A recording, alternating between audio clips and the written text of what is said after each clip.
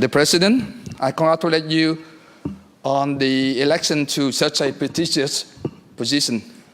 I congratulate all the new members of this chamber. I also thank all the members, returning and new, for their warm welcome. My presence here today started with the kindness and generosity of the Australian people, true to the spirit of our nation anthem. For those who come across the seas with boundless plans to share, with courage, let us all combine to advance Australia fair. I'm standing here today to deliver my first speech in this chamber. My journey to Parliament has been long and winding. To truly understand a person, one must dig deep and learn his or her journey rather than his or her destination. And so I beg your indulgence. Before coming to Australia, life was all about survival for my family. My parents escaped from the communist-held North Vietnam and fled to South Vietnam in an act of survival and to live a life without fear. They both joined a paratrooper division in the Republic of South Vietnam's military, where they met. This was before conscription, mind you. They felt so strongly about protecting freedom that they volunteered to enlist. And more so remarkable for a woman in that era to voluntarily join such an elite and dangerous unit. I was their first child.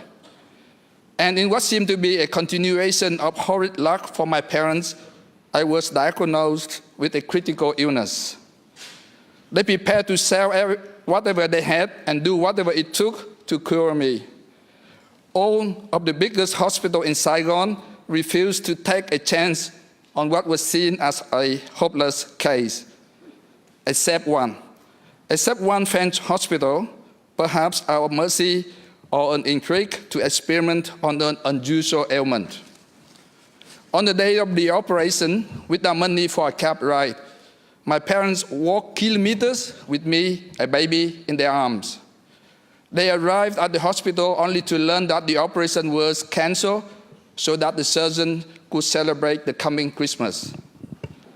As fate had it, the relative of another patient overheard the conversation and suggested to my parents to try a doctor specializing in herbal medicine. Out of desperation, my parents sought out the doctor, and thanks to whom I survived without any surgery. As a child, I went to bed, not with the harmonies of lullabies, but amidst the sound explosion from artillery and bombs.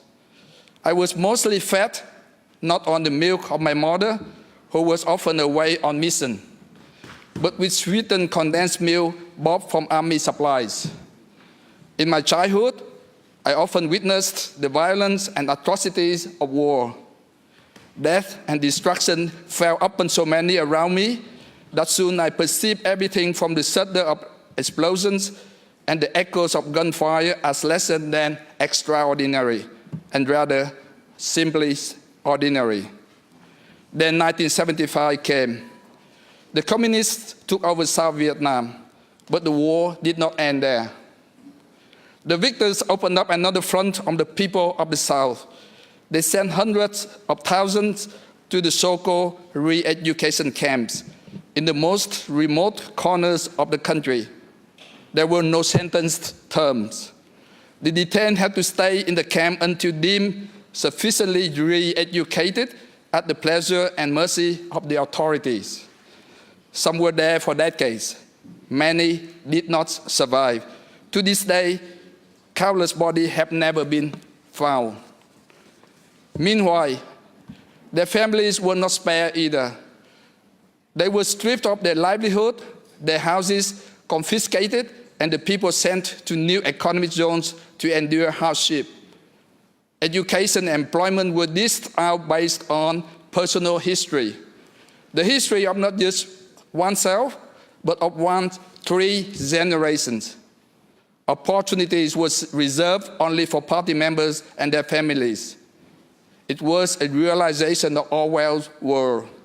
All animals are equal, but some animals are more equal than others. We simply had to find a way to escape Vietnam by whatever means for a life of freedom, a life without oppression and fear. We tried so many times, all failed. On 2 occasions, out of despair and desperation, we tried a petrol tanker with a tank about 80 meters long and 2 meters high, divided into 3 chambers. We planned to drive the tanker into the sea and float the tank as a vessel with a fitted engine and propeller to the end chamber. The daring escape did not eventuate. The tanker did not make it to the seas, to the waters, as it became bogged down in the sand. It may still be on display today somewhere in central Vietnam. On another occasion, a boat capsized with more than 30 of my close relatives.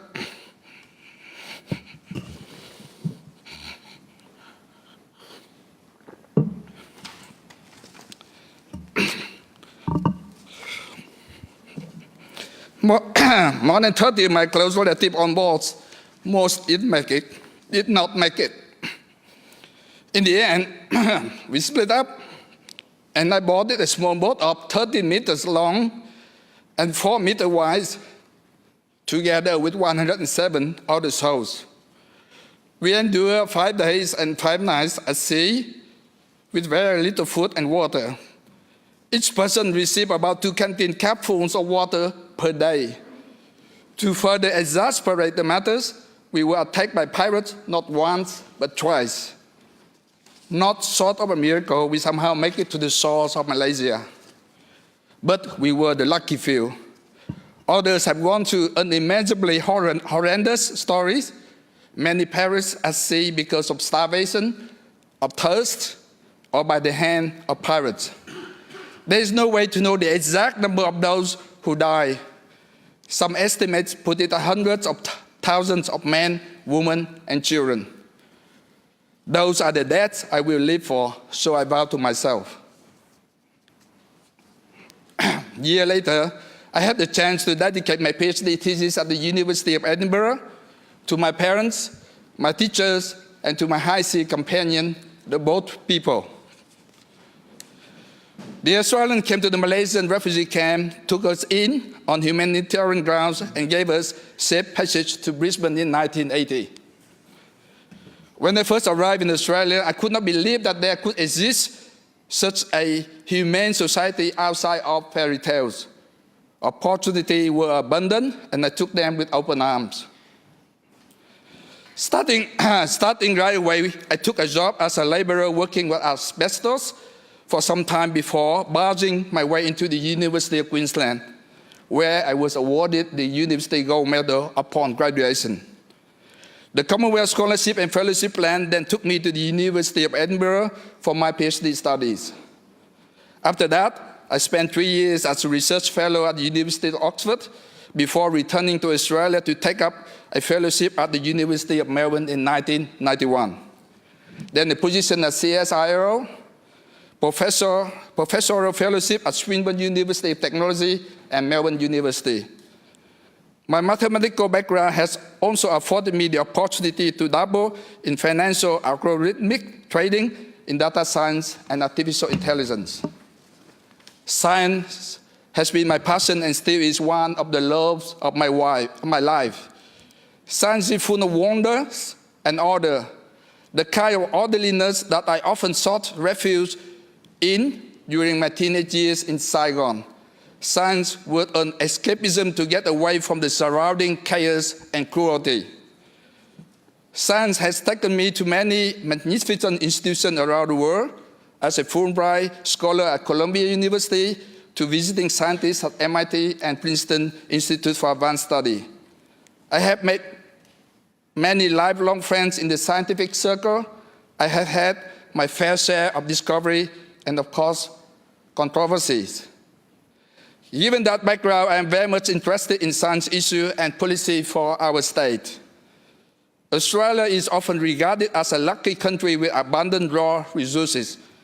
But in our time and age, we have to compete in an environment of increasingly sophisticated science, technology, and innovation.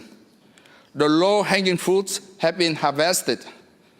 Genetic engineering, data science, and artificial intelligence, to name a few, are now crucial for new economic growth. Quantum computers, quantum algorithms, and quantum technology in general are advancing at great speed thanks to the investment in advanced countries and economies. They will be paying huge dividends not too far a future, if not already, in creating new applications and markets. Science and technology have been impacting many aspects of our lives, our living standards, our culture, and even social justice. Advances in renewable energy technologies and extreme climate management in particular will be coming from scientific research and technological breakthroughs. Science and technology together co-evolve in a symbiotic manner.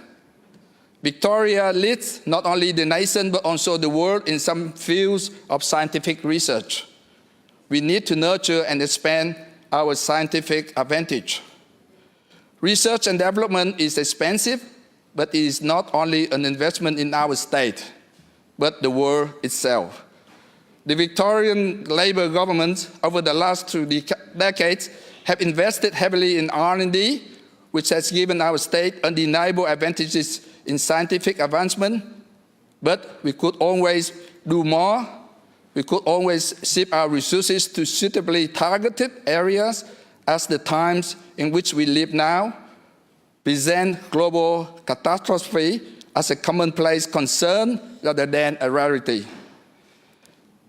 Our own supply of skills in science and technology is in serious shortage. The trend indicates a steady decline in the number of young people having an interest in the subject of STEM, science, technology, and engineering, and mathematics. To address the decline, we need to start with high school students, if not younger. We need to encourage more participation in STEM as subjects of excitement and intrigue, as well as of relevance and for all genders. As a person driven to science at a relatively young age, thanks to the influence of my teachers, I appreciate very much their role in guiding and imparting not only their knowledge, but also their passion to students. I will fight to have more teachers not only given the resources to become highly skilled in educating students in the field of STEM, but also to foster a climate where their passion and interest is undeniably contagious to their students. Furthermore,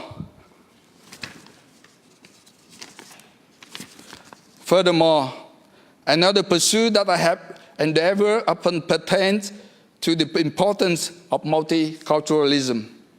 In our state of Victoria, nearly 50% of the population were born overseas or have at least one parent born overseas. The southeastern metropolitan region that I represent is the most culturally and linguistically diverse region of Victoria, with people coming from nearly 160 ethnic groups and nationalities, and more than 200 languages spoken. Springvale, in particular, boasts a diverse population where more than 70% of people were born outside Australia. The city of Greater Dandenong is the most multicultural and multi-faith place on earth. Such a success does not just happen by chance. It demands the deep commitment of all the people involved. It requires the unity in common values of liberty, justice, and equal opportunity. Our workforce and our entire economy are strongest when we embrace diversity to its fullest. And that means opening doors of opportunity to everyone, as Tom Perrott put it. Labour acknowledges that migration promotes significant long-term society and economic benefits to our society. Labour welcomes migrants into our community, including many who come as refugees or people seeking asylum. Labour understands the need to raise awareness of the benefits of a vibrant and tolerant community that balances cultural identity with the need to recognize and respect the beliefs of others. Victorian Labour government's multicultural policy, with its supporting campaign, Victorian, and proud of it, has reaffirmed our government's commitment to the ideals of multiculturalism and continue to provide a positive way forward for maintaining our strong and socially inclusive society. But we too must remember that the cultures that make up a multicultural society have their own needs. Take the Indo-Chinese community as an example. Many young people came to these shores, escaping their war-torn countries of Vietnam, Cambodia, and Laos in the 70s and 80s. They have worked hard and contributed extensively to their family, community, and country. Now, more than 40 years later, they and their parents are reaching the stage of their lives where care, whether it's a home care, residential care, or health care in general, is needed. Aged care is a growing problem of demand and supply for our society, as our population is aging fast, particularly with the baby boomer generation, and more so for ethno-specific aged care requirements. The care provided must be appropriate to their culture, religion, language, and dietary needs. This will ensure that both their welfare and dignity are cared for. The Andrews Labour government already has long-term plans and investment commitments to support ethno-specific aged care. But with the coming wave of care requirements for the post-1975 refugees from Indochina, further consideration and planning will be needed urgently. Above mentioned are some areas of my passionate interest, and I look forward to working with the concerned minister and all parliamentary members to make further progress in these domains. The Buddha has taught us that gratitude is necessary for integrity. Today is the second day of the Lunar New Year of the pig. It is, in our tradition and custom, the occasion to pay respect to our ancestors on this day. And I would like to add to that, those who fought for and died for are still fighting for freedom and for basic rights of humans. I am beholden to my parents for all the sacrifices they made. I am grateful to all my teachers and my mentors who have shown me the possibilities, turning a sometimes wayward boy to the person I am. I am a better person thanks to you in no part. I simply cannot name all the individuals who have helped me, but I want to specifically thank Hùng Trần, Lợi Cương, Trung Đoàn, Tuấn Đào, Hùng Đào, Kim Đoàn, Daniel Molino, Anthony Byrne, Adam Somjurak, Ben Davis, Steve Michelson, Declan Williams, and especially Luke Donnellan, for introducing and unflinchingly supporting me in my political endeavors and for the instrumental help for my campaign. I also want to acknowledge the help from the Australian Worker Union, the community, the supporters, volunteers, and my friends, many of whom are here today in the gallery. Thank you, and I'm so glad that our paths have crossed.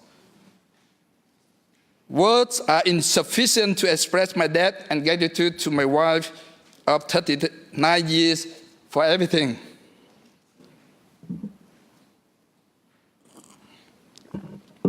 For everything, from giving up her food ration in the refugee camp to feed an exhausted and hungry husband, to sharing with me all the burdens and hardship that life has thrown at us. Without her love, encouragement, support, and understanding, I would not be here. I would not be where I am today. To my beloved daughters, I'm proud of you.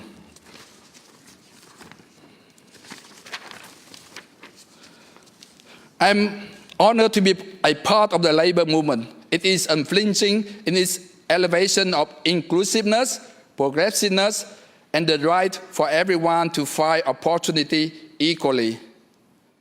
I have participated in social and community activities for nearly my entire adult life, from volunteering during my student days to eventually founding multiple volunteer media organizations, some lasting over 20 years. My participation in politics at this stage of my life, even though I have never dared to dream or believe that it was possible when I first setting foot in Australia, is yet another attempt to repay this country. I'm humble to be elected, and I take with utmost seriousness my responsibility for the community as well as for my constituency, who has bestowed upon me the great honor and privilege to serve. I have had a second life full of possibility, all thanks to Australia. For that, I am eternally grateful. I owe this country an unrepayable debt.